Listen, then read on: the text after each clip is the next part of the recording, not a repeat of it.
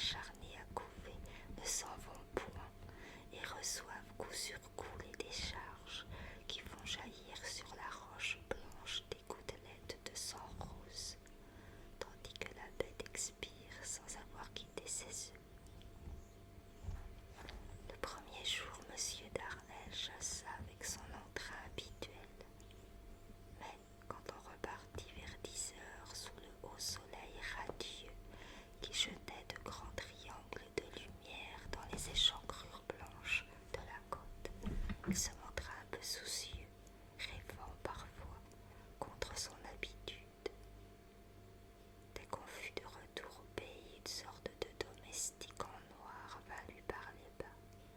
Il sembla réfléchir, hésiter, puis il répondit « Non, demain ». Et le lendemain, la chasse recommença.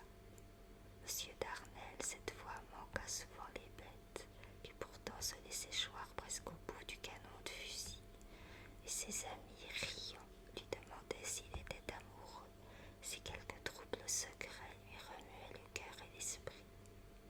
À la fin, il en convint. Oui, vraiment, il faut que je parte tantôt, et cela me contrarie. Comment vous partez et pourquoi?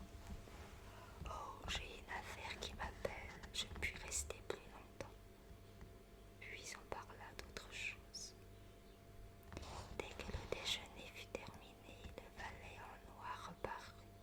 Monsieur Darnel ordonna d'atteler, et l'homme allait sortir quand les 3 autres chasseurs intervinrent, insistèrent, priant et sollicitant pour retenir leur ami.